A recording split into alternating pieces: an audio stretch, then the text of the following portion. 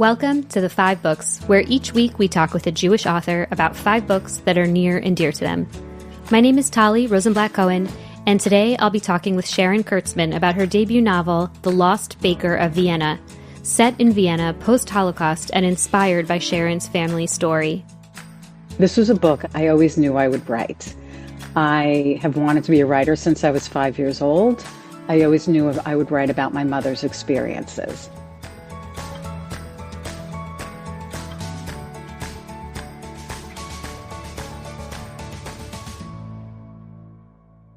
Sharon Kurtzman worked in television marketing before pursuing her dream of becoming a writer. Her work has appeared in numerous literary journals and anthologies and has been nominated for the Pushcart Prize. In this episode, we'll talk about setting this novel in the often glossed over time period between liberation and immigration. We hear the experiences during the war, which are incredibly important to be told. But then it always seems to jump. Well, we were liberated, at whatever point in 1945. And then in 1948, they went here. And you just don't hear about those years in between and what happened. And so it was important to me to cover that.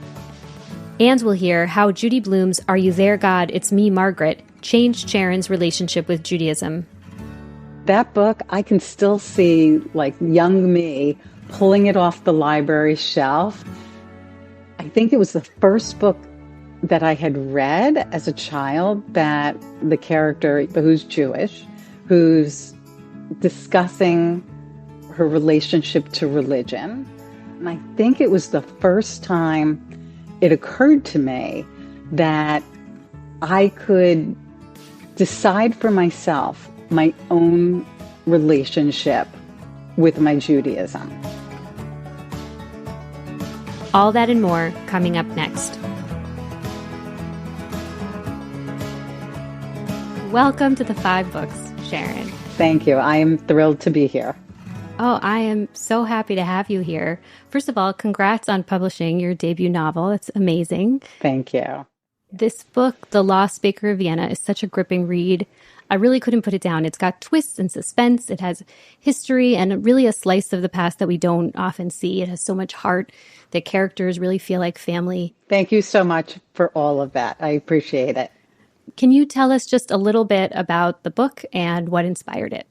So The Lost Baker of Vienna is inspired by my mother, aunt, and grandmother, who were Holocaust survivors. The story follows Chana, who's a 19-year-old survivor of the Holocaust. When she arrives in Vienna with her mother and her younger brother, the family, they are desperate to get out of Europe. They want to get to Chana's deceased father's family in America, but find that they are trapped in Europe because there are immigration quotas and they are struggling to connect with the family in America. So in the meantime, they find jobs in a hotel kitchen. Chana is a dishwasher and goes back at night when the kitchen is closed to bake because it's her passion, it's what her father did, and it's her way of keeping her father alive. In the meantime, while they are struggling to get out of Europe, Chana finds herself in a dangerous love triangle with an apprentice baker who shares her passion and a black market dealer who's offering her marriage and protection. It's a dual timeline story, as I said, and there's also a young journalist named Zoe in present-day America who's reeling after the loss of her beloved grandfather, who was a Holocaust survivor. And after his death, she becomes obsessed with finding out what really happened to her family during and after World War II. Like I said, this was inspired by my family, their experiences, and I wanted to honor them, honor their strength. My mother, aunt, and grandmother were the strongest women I've ever known. And I wanted to tell this story, tell their stories, and carry their experiences forward and honor their resilience, both during the war and after, as they rebuilt their lives. I also recognize it's unusual to have a story set in this particular time period. Usually, we'll hear a Holocaust narrative, and that part is really glossed over. People were liberated, and then in a few years, they emigrated to wherever they went next. What made you want to focus on this slice of right after liberation? Yeah, so I agree with you on all of that. It's in the book, it's in my author's note. I had a conversation with my mother when I was in college. I was taking a class on Judaism. I was home on a school break, and I interviewed my mother for that class about her experiences. And prior to that, while I grew up, I always knew my mother was a survivor. She talked about things sparingly, bare bones, as in, we were in Vilna, then we were in Kovno, then we were in Stutthof, then we were in a DP camp, we were in Vienna, and then we came to America. So it was a very connect the dots, to the point where I think initially, my perception was that they were liberated, they were in the DP camp, Vienna, came to America, and that happened within a matter of weeks. They were wrapped in fuzzy blankets and, sent to their family. And when I had that conversation with my mother in college, it was the first time she really opened up to me about her experiences. And I heard in depth about the ghetto they were in Vilna, how they hid for months, details about the concentration camp, and then details about after the war and how they ended up in Vienna. I was told they were there for close to 2 years. They were working in a hotel kitchen, and they couldn't get out. And my grandmother encouraged my mother and my aunt to date. And at that point, my mother was 19, my aunt was 17, and my grandmother said, "We're 3 women alone in this city, and we need protection." And that stuck with me for decades, because at the time, and even now, it was unfathomable to me. How in the world were they still in danger? The war was over. Why did they have to date? Why did they need the protection of a man? That was the seed for this book. This was a book I always knew I would write. I have wanted to be a writer since I was 5 years old. I always knew I would write about my mother's experiences. It took me decades to figure out how to write it, and that part of her story stayed with me and fueled this. And, so this was my 6th manuscript, and over decades, at times, I'd be working on something else, and then I would stop and just research the places they were, and think, well, maybe now. And I just wasn't ready yet. And in 2020, I was ready. And by that point, probably about 6 or 7 years earlier, I decided I'm going to tell this story from the perspective of a refugee, of their refugee experience. And that's, a long answer to your question, but what led me to focus on that period of time. And like you said, it's not a period that we hear about a lot. And I've listened to a lot of testimony of survivors. Every year, my synagogue has a show, a speaker on Yom Kippur. And it's so interesting to me, whether it's a survivor or a second generation like myself, we're, called G2s, or a third generation, G3s. We hear the experiences during the war, which are incredibly important to be told. But then it always seems to jump. Well, we were liberated, at whatever point in 1945. And then in 1948, they went here. Or in 1950, they went there. And you just don't hear about those years in between and what happened. And so it was important to me to cover that. Book 1, A Jewish Book from Childhood. Are You There, God? It's Me, Margaret, by Judy Blume. Margaret is a young girl. She's in middle school. I think she's about 11, 12 years old in the book. Granted, I think I read this when I was 9 or 10. She has just moved from Brooklyn to the suburbs of New Jersey. So her dad is Jewish, her mom is not, and she practices no religion, But she has a continuing dialogue with God. And, she's in this new town. She's trying to make friends. She's going through, all the things a girl goes through at that age, puberty, and she and her new friends, they're getting their first bras. They're talking about getting their periods. She's trying to figure out who she is and what her relationship is with religion. At the time I read the book, my family and I, we had just moved. So we had moved from one New Jersey town to another. We moved in the middle of the school year, which was kind of hard. We moved to a side of town that I was only one of two Jewish kids in my grade. There were three synagogues in our town. There was one Reform, one Conservative, one Orthodox. We joined the Orthodox synagogue, which was pretty new. And if we weren't one of the founding families, we were one of the earliest families to sign up. And it was just, it was a house on a hill. And that book, I can still see like young me pulling it off the library shelf. I think it was the first book that I had read as a child that the character, again, she's half Jewish, but who's Jewish, who's discussing her relationship to religion, her open dialogue with God. I mean, at that point in time, I started writing in a journal, so I'm someone, I'm a writer, so I've always had an ongoing monologue in my head. I had identified with all of that. And I think it was the first time it occurred to me that I could decide for myself my own relationship with my Judaism. What was your house like growing up Jewishly? And was there something that you wanted different than what you were experiencing? Yeah. So, my house growing up, it was a very Jewish house. We went to synagogue, of course, for the Jewish holidays. We went often on, for Shabbos services as well. It was very much a part of who I was, who we were as a family. But I didn't know, like, do I want to be kosher? Do I want to go every Shabbos?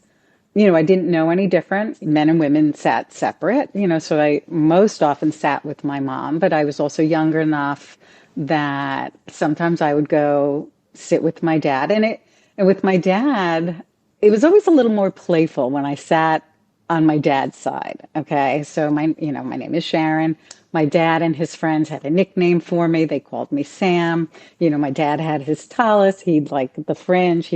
If I had a sitter open, my dad would toss his fringe onto my sitter and I would braid it. So it was just always a little more playful. And not that my mom was stern, because in the Orthodox synagogue, kids are kids. It's not like, I'm part of the beauty of it is that the children are there, absorbing it and allowed to be children. But, if my attention wandered, my mom would like point back to the sitter, like, okay, here we are, pay attention.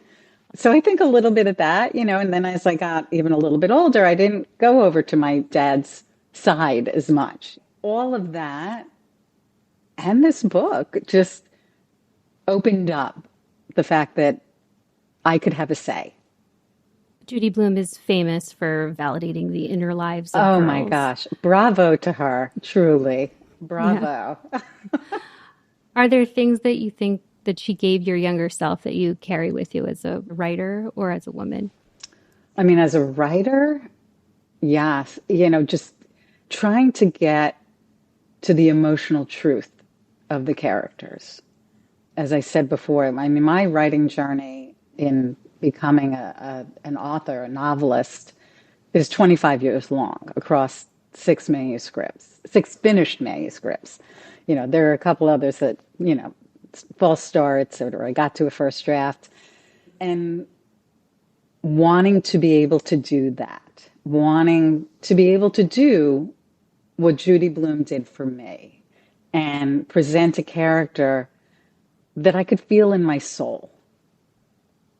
And how to do that, like how to get that on the page. It's because at that point I wanted to be a writer. I was 8 or 9 years old, and my love of writing started in kindergarten. I wrote a story about a family of ice cream cones. And then my teacher at the time loved it, took it and laminated it and put it in our school library. So I think I was chasing publication since then. Book 2, A Jewish Book from Adulthood, The History of Love by Nicole Krauss. So I read The History of Love pretty soon after it came out. So the things that jumped out to me and resonated with me at the time was Alma, the young girl in the book, is grieving her father. And if I remember right, the book takes us through when he died and then subsequent years after, and the impact on her, the impact on her family, her mother, her younger brother. So I read that book. It was about 5 years after my mother passed away, and I was still grieving. That book really encapsulates, what I believe about grief, in that it's not something you get over. You learn to carry it with you. And Alma in the book is searching for her father, searching to know things about her father. And she grips onto this fictional book, which is called The History of Love. She's named after all the women characters in the book. And so she's researching and trying to find the author as a way of connecting to her father. And the other big thing is there's another character who's a Holocaust survivor in the book. And I think it was the first time I read a book about a Holocaust survivor that did not take place during the war, that he was much older in New York. He was an old man. And it just hit me, And as a writer, just the structure, because I was, a little farther along at that point in my, learning how to write. And I found the structure of the book fascinating. You're following along, you're reading these different points of view. There's this fictional book that's the same title of the actual book, so it's a little meta there, and how she brought it all together. And so the other element of the book is the importance of story.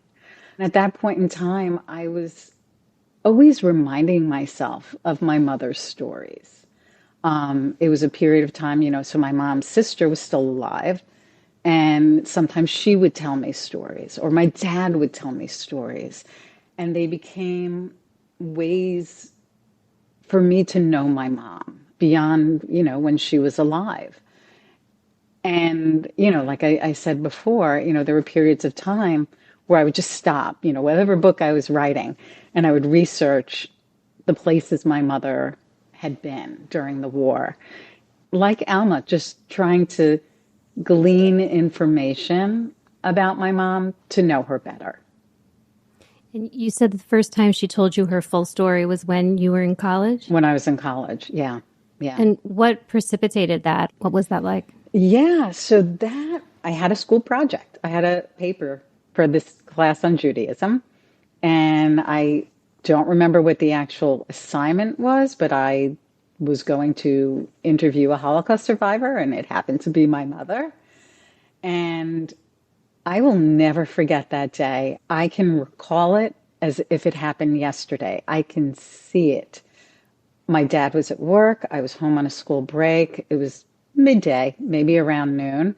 My mom and I were in the kitchen. Every important conversation happens in the kitchen. And we sat down and we were there for hours. And I truly believe that because this was for school, that she told me everything that she could. And not that I didn't ask questions before. There were times I did. But usually what would happen is my mom would start to cry, and that was it. The conversation was over. One, she couldn't go on, and two, I didn't want to cause her pain. So it was, I just, okay, we can be done now. And my mom did start to cry that day when we were talking. And I said, well, we can stop. I probably have enough for my paper. And she said, no. She said, we'll continue. We sat for hours. And I remember the sun went down and neither of us got up to turn a light on in the kitchen. And that's how we kept talking until my dad came home from work. You had known bits and pieces of her story before. Were there parts that you were totally new to you, or you were really surprised by? Oh, yeah. So with my mom, that story, I believe that was the first time I heard that they were in a second ghetto. I never knew that. It was the first time I heard that was when my grandfather was murdered. It was the first time I heard the name of the concentration camp. It was the first time I heard the name Stutthof.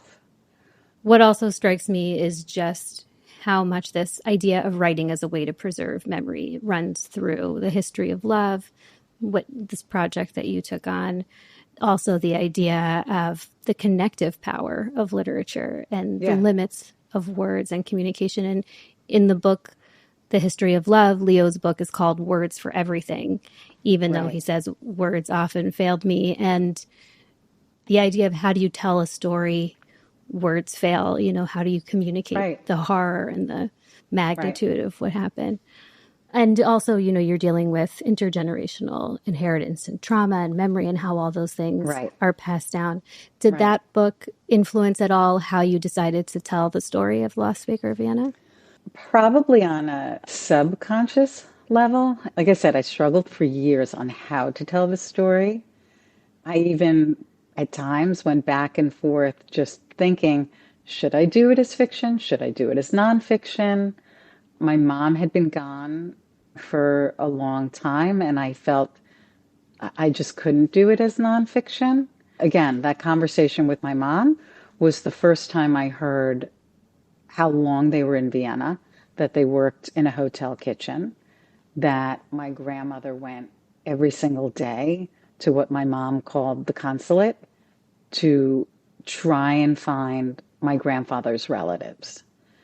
It was also really important to me to have a character in present day to show the haunting of the Holocaust. Not just the Holocaust, but war on the generations that come after. Book 3, A Book That Changed Your Worldview, The Book Thief by Marcus Zusak. I read The Book Thief probably about 7-ish years ago when I was in my MFA program. So I was getting my MFA in fiction writing, and The Book Thief, I don't think it's considered a Jewish book, but I think it's a beautiful book. The narrator is Death, which is, so interesting and intriguing. I wrote a critical paper on it for my program, and I remember one of the things that I focused on was how it's about preserving stories. She picks up her first book, I believe it's off a bonfire, trying to save it, and she can't even read.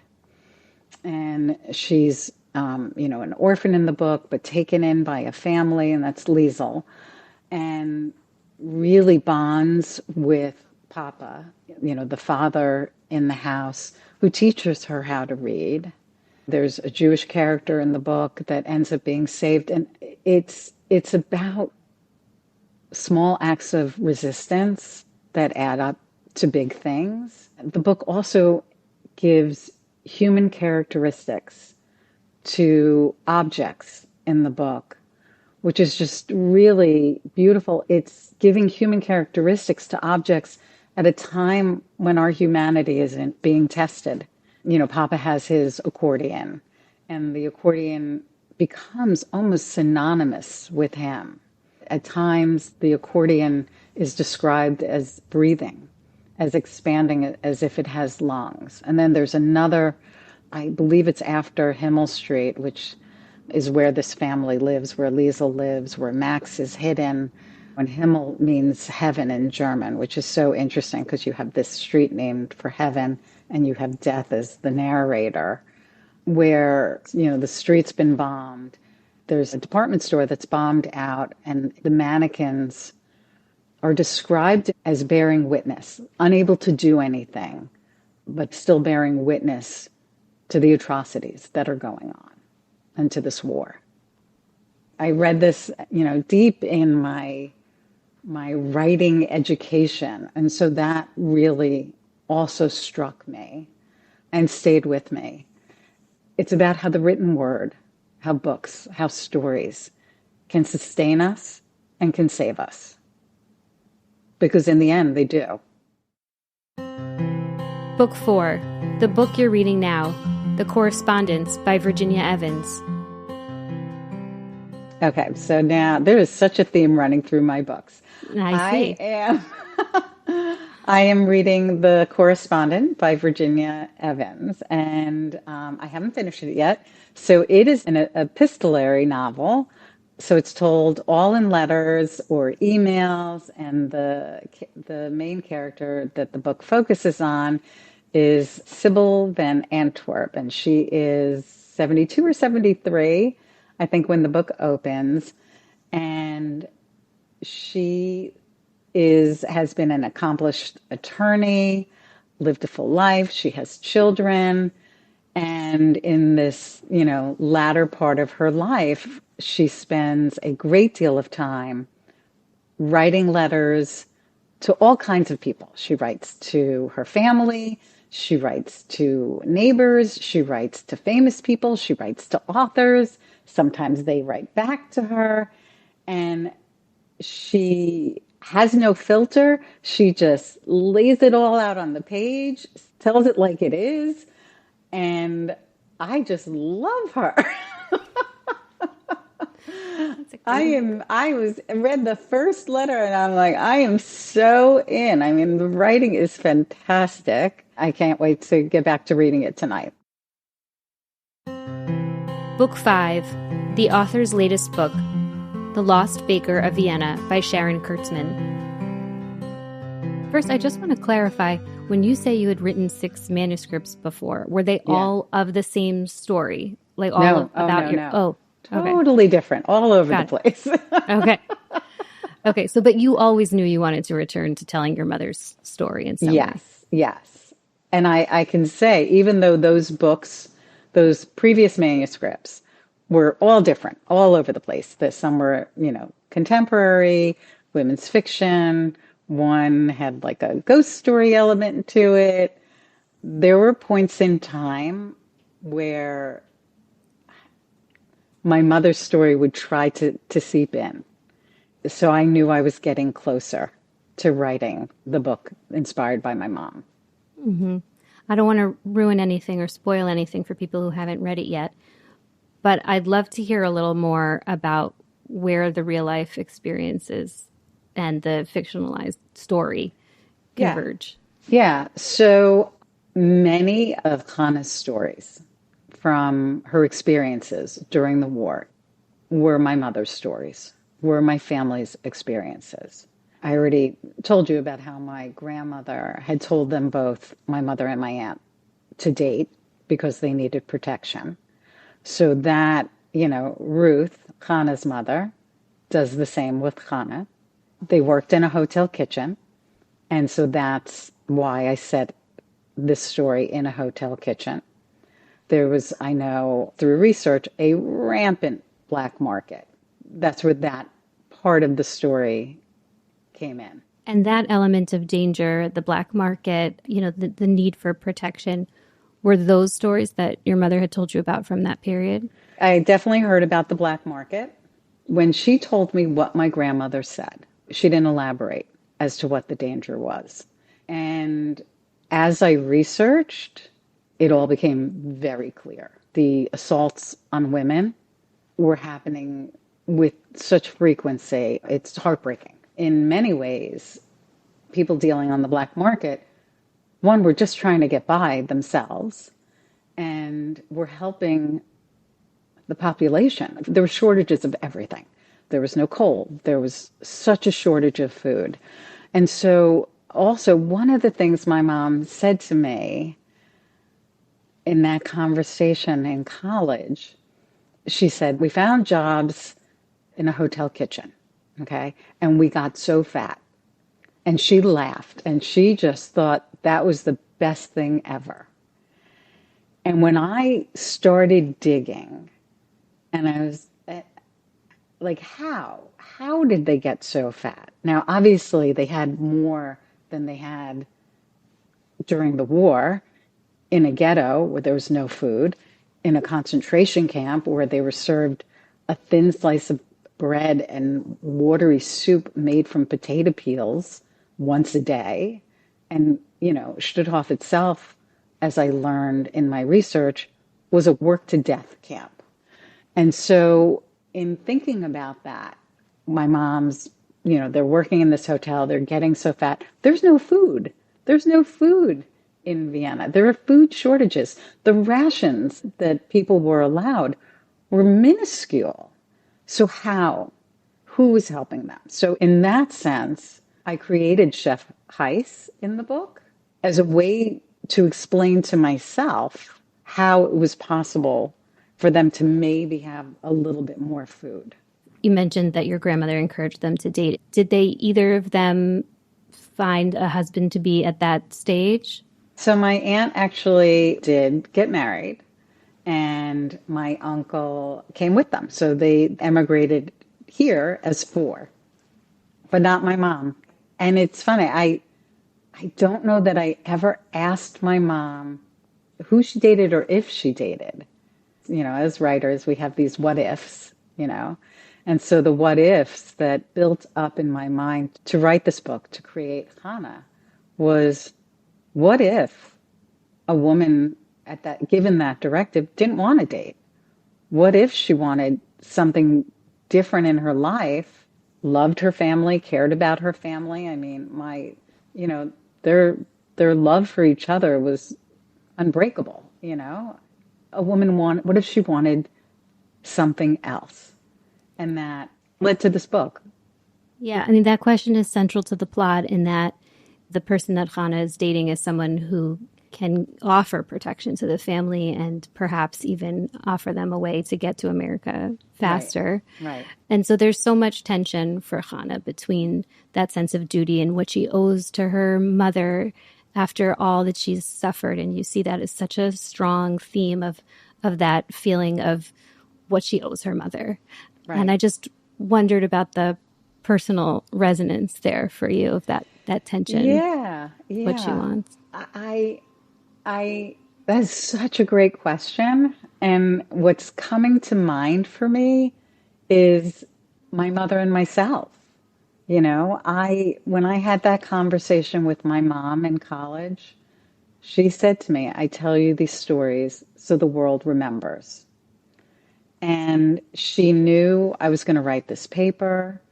And then I was a screenwriting major in college. And so my senior year, I wrote a screenplay.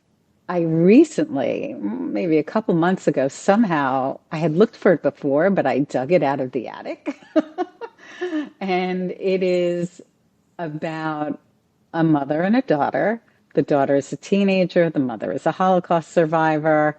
And their relationship and how the mother's experiences and the daughter's wanting to fit in, how it impacted their relationship.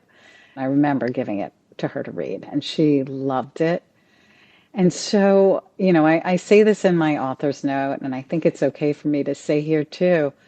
When my mom said that to me, but I tell you this so the world remembers, it felt like a promise passed between us. And, I've also been asked, now that this book, it's being published and it's my sixth manuscript and I've had hundreds of, rejections on previous manuscripts from agents, from publishers, and why I never gave up. And the answer is I was never going to give up until I wrote this book. And I had to write this book for myself, for her. I just had to.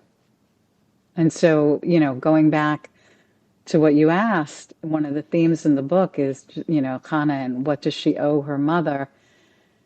And it wasn't so much like I felt like I owed my mother. It's just, I wrote this book to honor my mother, to honor my aunt and grandmother, their strength, their survival, and their resilience.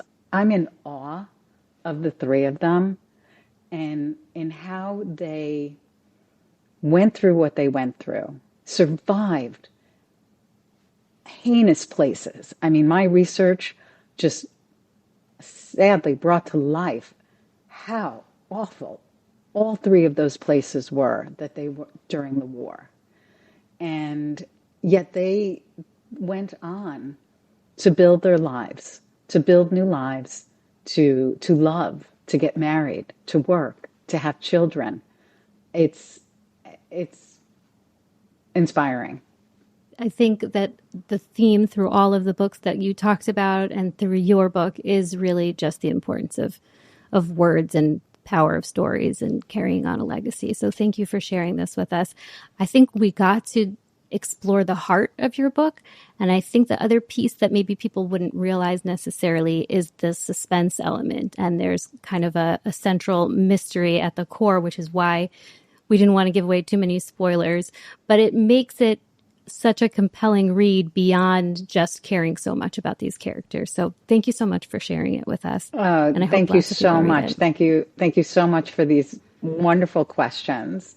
I'm just so honored to be here, and thank you for having me on. Thank you so much for joining us today for the 5 books. Our guest today was Sharon Kurtzman, talking about her debut novel, The Lost Baker of Vienna. You can find a link to the book and all the others Sharon discussed in our show notes. If you'd like an email reminder to keep you up to date with new episodes, plus links to all the books we discussed directly in your inbox, you can sign up in our show notes or on our website, 5bookspod.org. If you enjoyed our show, please be sure to subscribe and share with friends and family, and rate and review in Apple Podcasts or wherever you listen. Rating and reviewing really does help new listeners find our show. You can email us feedback or author recommendations at team@5bookspod.org. You can find us on Instagram @5bookspod or on Facebook, The 5 Books Podcast. I'm Tali Rosenblatt-Cohen. Our producer is Odelia Rubin. Editorial and website support from Sarah Waring. Music by Dove Rosenblatt and Blue Dot Sessions. Art by Dina Friedman. Thanks especially to the Jewish Book Council.